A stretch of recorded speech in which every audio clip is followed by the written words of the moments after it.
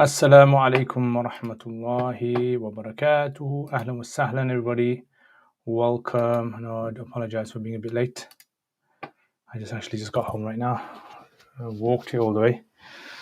So, on this nice, lovely day, how can I refuse to walk on a nice, lovely day? Hope you guys are well. This is my YouTube channel, Roots of Knowledge. If you guys are not familiar, check out the videos that I make. I teach videos on how to read the Quran, how to understand Hadith, Quran, all sorts of topics, inshallah, which I'm sure there's going to be something in there which you guys are going to benefit from. And also, this is live streamed onto Instagram as well. So those of you guys who are on Instagram, you guys can see this as well. All right. So welcome, guys. Ahlan wa sahlan, everybody. Hope you guys are having fantastic week. MashaAllah. This week has been very nice. I've been doing a lot of reading, catching up on all the things that I missed out on. And that's what happens, guys. When you guys are into learning the Deen, learning Quran, you need to keep up with the reading. You need to make sure that your reading routine is up to date. Right, so you have to do lots of reading continuously, and it obviously becomes a passion.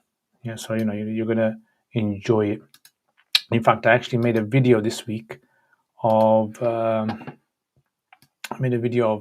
the iftar course. So the iftar course, inshallah, is going to start, and there's lots of people contacting me asking details about the iftar course and what is taught.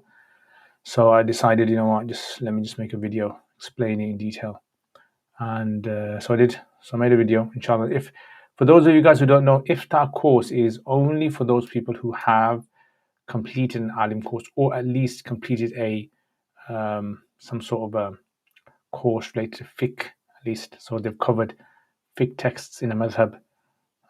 That's what basically is. So otherwise, if your Arabic is not up to scratch, then it's pointless doing iftar course. Right? You're not really going to benefit. So I definitely, because I've seen people who join the iftar courses and then they find it very hard, and then they drop out, they fizzle away, because it does involve a lot of reading. So you have to do a lot of reading on your own, and it's basically research. You're learning research skills. So it's different from an alim course. Alim course, you don't necessarily primarily learn research skills. What you learn is content. Whereas iftar course is more about learning the research skills. The research skills are very important. All right, so let's just check out what you guys are saying. Walaikum assalam, Bridge, ahlan wa sahlan, Awakar, walaikum assalam. First, nice to see you. Ahlan wa sahlan, my brother. It's nice to see you as well. Is it okay, and am I still a Muslim? Yes, inshallah you are. To be a member of Dawat Islami for purpose, of course. Dawat Islami are Muslims, alhamdulillah. Totally fine. Didn't know you started again. Alhamdulillah. Yeah, so I started last week. Alhamdulillah, I'm very good, my brother. Very, very energetic. That's the word. Yeah, so inshallah, we've got also the Alim course restarting at Sufa. So those of you guys who are interested in maybe starting the Alim course, full-time Alim course is going to be starting in just over a week's time. Well, actually, about 10 days time, 10, 11 days. And the part-time Alimiyah course, which is known as the Ears of the Scholars, that's starting as well. So if you want details for that, there's an enrollment day. Actually, tomorrow, if you guys are interested, there's an enrollment day at Sufa in the morning, 10 o'clock, for anyone who wants to know about the full-time course. And then there's one for the part-time course on Monday evening. Is Tafsir Jalan okay for layman? You know what? I think the layman's going to struggle understanding it. Yeah, because there's lots of things in there which are technical issues. Technical meaning you require understanding Arabic grammar to understand what he's saying. So I think it's not really a layman in that sense. You might understand lots of things in it, but you're going to struggle in a lot of things. Missed you, Sissy, myself. Ahlan wa sahlan, my brother. I missed you too. I'm not the one who asks about Aqidah all the time. Please don't misunderstand. Ahlan wa sahlan. Umran, wa alaikum assalam, my brother from Hyderabad. Ahlan wa sahlan. Kya hal hai, bhai? That foyer iftar looks very nice, mashallah. Because the poster looks nice, that's why. So when the poster looks nice, I think people are really into it. In fact, we were going to have the old poster, which is pretty bland. So then, but this year we decided to revamp the poster. So I think with a nice poster, it just sets the mood and it brings interest. So I think that's probably what the reason is. What time will you be on tomorrow night? Inshallah, 9:45. Inshallah, in the evening, UK time. 9:45 UK time. Yeah, so that's basically been my week, alhamdulillah. And for those of you guys who have been reading my social media posts, I've put a few posts up recently because I've got a bit of spare time. So I've got some time to write some posts. I think writing posts for me requires me to be more free. So if I'm more free, I don't really have too much of a commitments, then it's easier for me to actually write, especially when it comes to Arabic sometimes, because I've got to think a lot when I'm writing Arabic. So I have written a bit. I think I put a few posts up in Arabic as well for those people who understand Arabic. So I'll put some posts up for that, alhamdulillah. But yeah, I mean, the only reason I write the Arabic is primarily is a bit of a selfish reason, is to get my Arabic up to scratch. Just like with any language, if you don't use the language, slowly the language starts to decay. You start to lose out on the eloquence. So you need to keep practicing, and the best way to practice is reading, writing, and speaking.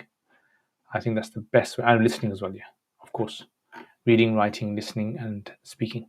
4 things you have to practice a lot. No, I mean the course itself, 4 years sounds very solid. So it's 4 years, but remember it's 1 day a week. It's 4 years, but 1 day a week. So you have to understand that. I personally think it's more about trying to absorb the course than anything else. So that's why a person who spends 20 years practicing iftar is clearly going to be way more advanced than a person who's doing an intensive 1 year course or 2 year course or 3 year course, whatever. So it's all about understanding the content, which obviously is, but more about the research. Research skills are very important. Sound not working? Let me see. I don't know why. Yeah, can you hear? What time will you be on tomorrow? I have to go now. Please advise me as a layman. Just pray your 5 times salam, brother. Read your Quran. Your voice sounds a bit down. Is it a bit low? I don't know why. Maybe I had the Jummah today, and yes, that's still good. 1 day of proper training, especially for graduates. I think the thing that's probably more interesting to a lot of people is that it's 1 day a week, so they don't have to commit too much, as in attendance. Whereas obviously outside of class, there's still the effort you have to put in, the time you have to put into these courses. Right, so today I have my bitter gourd, Karela tea, bitter gourd tea. This is one of my students actually is getting married today in Coventry. I was supposed to go, but unfortunately I've got some of the things that I have to do. So unfortunately I won't be able to go there. So make dua for him. Allah put barakah in his marriage. Yeah, so one of the things about, I would definitely say, so one of the things about students is once you are a student of someone, or someone is your student, there always remains this connection. So there's always a connection between the teacher and the student. Doesn't matter if you haven't seen your teacher for a very long time, still that connection. So this is, I think, one of those things that some people make friends because of football, and some people make friends because of, I don't know, games or movies or just things they enjoy. Some people make friends or relationships because of Allah's deen. I think those are the best. Those are the best types of relationships that you can have. Time for rejuvenating green tea. That's right, my brother. That's right. Sounds fine, yeah? Yeah, I don't know. Maybe it's on your side, maybe Umran. So inshallah, I should be getting back into the rhythm of things hopefully next week, making the videos again. Holiday time is over. Bakar, you any good Hanafi fish courses online? Fish courses, you mean? I think there's a. So if you check out Irshad Institute, they have some very good Hanafi fiqh courses, and also Mufti Abdurrahman Manghera's white thread? Yeah, so white thread and Irshad Institute. Check them both out. They usually have very good courses.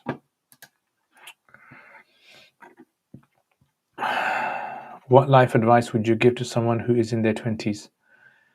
So it depends. I mean, is that person studying, or are they working? Are they married? Are they male? Or are they female?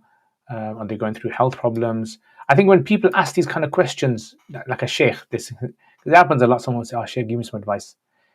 They tend to kind of think that the sheikh has some magical ability where he can just say anything on the spot, and that will be like the super advice for this individual. And that's not really the case. If you look at the hadith, whenever the Prophet ﷺ would ever give advice to someone, it wasn't that the guy was a random guy and the Prophet ﷺ didn't know him. The Prophet ﷺ would know the people. It was a small community. He would know individuals. He would know what's happening. He would know problems, like, what they're going through. So because of that, the advice was more accurate. That's why, if let's say I know someone very well, I've known them for 5 years or 10 years, and they come to me and say, "Oh, Sheikh, can you give me some advice?" It would be easier for me to give advice because I know exactly the problems. The advice is always based upon the problems that person is going through, and to be able to build on that. So let's say there's an individual that's got problems with their marriage. And you say, "Okay, give me some advice," and you know exactly what to say to that individual. But if the person is, let's say, single, and that person is, let's say, I don't know, in university or at university, then you know the advice that person, most likely the problems they're going through. So Shazia, you gotta be a bit more specific. Like, you say, give someone advice, like in what area would you like advice? Like, what are you going through? What are the kind of challenges that you would like advice regarding? Otherwise, if I just say to you, give me some advice, I look, pray 5 times the salat, that's advice as well. If I said you guard your gaze, that's advice as well. So I think it depends upon. This is not to attack you in any way or anyone. It's generally for everyone. Because I see this happen a lot with scholars. People will come to them and Sheikh, please give me some advice. So it's always good to remember that the advice is as good as you know that person. Maybe I haven't heard in such a while. Sounds like it's down to Allahu Akbar. Subhanallah. Kya baat hai yaar. Does doing a makruh tahrimi act in salat mean that you have to repeat it? It depends. It depends what kind of makruh tahrimi is. If it's a makruh tahrimi which is directly connected to the arkan of the salat, the actions of the salat, then the salat will be done, Hanafi say, but the person should repeat the salat again. They call this i'ada. NC wa alaikum assalam, my brother. We are expecting a second child, mashallah. Is it still permitted to give breast milk to the first child, or does the breast milk only belong to the second child? Yes, you can give breast milk to the first child, second child, no problem at all. Yeah, so if a woman's pregnant and obviously she gives a baby, then she's going to have breast milk, and then if she has another baby, then that breast milk can be used as well. No problem at all. From an Islamic point of view, I don't know, obviously, from a medical point of view, but from an Islamic point of view, it's totally fine. May Allah put barakah in your children. Ibn Adam, wa alaikum assalam, mashallah, mashallah. Ahlan wa sahlan to everyone who is on, even the people on Instagram. I'm not even checking the Instagram if there's any messages. Welcome, people of Instagram. Ahlan wa sahlan. Ya Allah. So yeah, guys, summer holidays are over. Back to the reality of life. Alhamdulillah. I think With everything that's happening in the world, especially with Gaza, I pray Allah subhanahu wa ta'ala gives them ease, especially Bangladesh at the moment with floods, subhanallah. One test after another for the people of Bangladesh. May Allah make it easy for them. And with the people of Sudan and subhanallah, all these things going on, and then you look at your own life and you think to yourself, look how easy Allah has given me compared to what they're going through. What we don't understand is that Allah, He tests people sometimes because that test will elevate their status in the dunya and in the akhirah in a way that they could have never reached that status without that test. Like if you had two people and one person wasn't tested and they pray their salats and do their normal things, and the other person does their normal things but also is tested, those tests will give them like a super fast track in Jannah, in the status in the akhirah. So we have to remember, sometimes we think to ourselves like, why is it that they're going through those tests and we're not going through that test? Isn't that unfair? So we see as unfair because we judge everyone the same. But we have to understand there's a massive universal plan that only Allah knows. And it's us, we are just like small little specks. And we can only see a certain distance in life for what's happening. So this is why we trust in Allah. We help our Muslim brothers and sisters around the world as much as we can. Should repeat a wajib? Yes. So they call it wajibul i'ada. Wajib al-i'ada. And they say this as well. Wajibul i'ada fil waqt, which means that so long as the time is left. So let's say, for example, you did a makruh tahrim in Zuhr and there's 1 hour for Zuhr left for Asr to start, then you have to repeat it within the time. Or once Asr starts, then you don't repeat it. That act is gone now. Actually, I'm still in university, recently changed course. I don't really know what to pursue for my career, what I want in life. Okay, so what I would suggest is do this. And this is generally happens to a lot of people, especially when they're in college, university. They're unsure about where to go in life. So what I would say, get a piece of paper, get a pen, sit down when you're calm and relaxed, and write down what things in life you're passionate about. What are you passionate about? Like, don't write down the things that, obviously you have like a desire for food, passionate about food, or passionate about wearing clothes, or passionate about going on holidays. Look at the things, practical things. So let's say, for example, are you passionate about, let's say, for example, medicine? Okay, maybe you're passionate about medicine. Maybe you're passionate about helping people. Maybe you're passionate about generating ideas, being creative. Maybe you're passionate about all sorts of things. You write them down, and then you try to look for careers that are related to those things. So that way, what happens is, now if you're young, I would say it's best to do it when you're in your 20s, I would say. Because when you're young, you got all the hormone problems and you're kind of thinking of all sorts of strange things, jumping from one thing to another. So maybe you look at yourself and say, look, am I interested in, let's say, like medicine? There's so many areas of medicine that you can go into. Am I interested in working with the NHS? Am I interested in working, let's say, my own business, starting my own business? Maybe, looking into buying and selling. Am I interested in designing posters and these kind of things, art design? Am I interested in coding? Am I interested in... So that way, what happens is you can see what you're interested in, and you can look in your own life, look back at the last 3 or 4 years of your life. What kind of things have you most likely been inclined towards? And that's what you look into, right? I would say. So you need to gauge that yourself, and this is for everyone. Everyone should gauge for themselves what kind of things they are interested in. At the moment, you might just be in a phase at the moment. You're interested in, like, there could be some people who are interested in making cakes and selling cakes. I don't know. Some people might be interested in Etsy. Some might be interested in, online, doing some work online, buying, selling.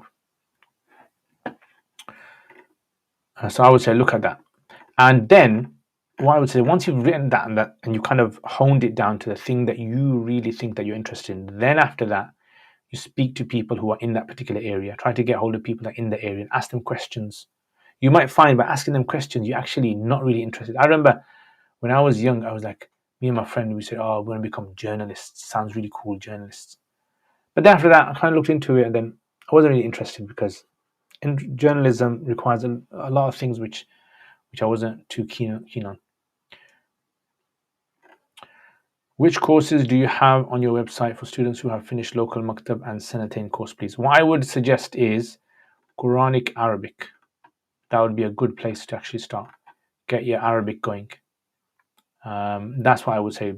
Otherwise, I mean, if you've done Sanatain course, maktab, if you've done Sanatain course, you've got a good understanding of. You should have a good understanding of, let's say, Aqidah, fiqh, especially if you've done Safar Academy books. Right? You've got a good understanding. So that's what I would say. A person. So Quranic Arabic would be probably the best place to start, and then from there you build Surah Yasin course or other courses. You might want to go into Usul Fiqh course, yeah, because you've done Sanatain course, you might have touched on Usul Fiqh. Got Usul Fiqh course, 28 lessons, which is perfect for that. Does the wajib still apply to Asr Salat since the time after Fard is Makruh Tanzihi? Yes. Do you have Quran courses, any other courses? So the Quran courses are usually the ones like Surah Yasin course I've got, which focuses on applying Arabic, understanding the surah through Arabic. And I got Surah Mulk one. These are two I've got on the website.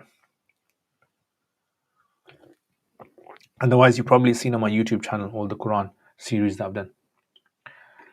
Wa alaikum assalam, Sika ahla wa sahlan. When one has a shower and automatically has wudu from the shower and then dries himself with a towel, he touches his private.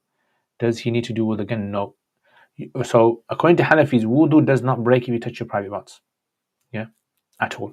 Wudu only breaks in Hanafi school if you if an impurity exits from your body. So urine, feces, you vomit a mouthful, blood comes out, you break wind.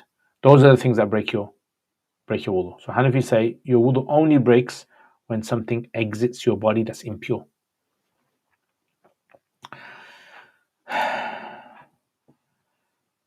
Ya Allah, hasbunallah wa ni'mal wakeel. Yeah, so that's been my week, guys. Alhamdulillah. And back to, like I said, back to the normal routine. New year, new students, inshallah. One of the things I find difficult is if it's a big class, is remembering everyone's names. I sometimes, even by the end of the year, if it's a massive class, sometimes we have like big classes in the part-time. Even by the end of the year, most of these guys in class, I don't know their names. So I have to kind of familiarize myself, because sometimes what happens, you have students that look very similar. Sometimes you have a student who you taught, let's say, 10 years ago, and you've forgotten them totally. Yeah, because they've only kept contact with you like a few times, and then you forget about them. And then they meet you again, and then you, oh yeah, remember this student who used to study here. So sometimes you get that. I've not been on social media for long, hence the questions about the course. You're welcome, my brother, you're welcome. Yeah, anyway, guys, so if there's not anything else that you guys have that can help you with, inshallah, I will be calling it a day and then continuing, inshallah, tomorrow. Yeah, so tomorrow, inshallah. So tomorrow, if anyone is coming for the full-time open day, right, inshallah, it's going to be tomorrow at Sufa Institute, Birmingham, 10 a.m. inshallah, where you can just ask your questions about the full-time course. I'm going to be there, and other teachers are going to be there as well. All right, guys, take care, inshallah, and have a wonderful week. Hope you guys enjoy yourself today. Assalamu alaikum wa rahmatullahi wa barakatuhu.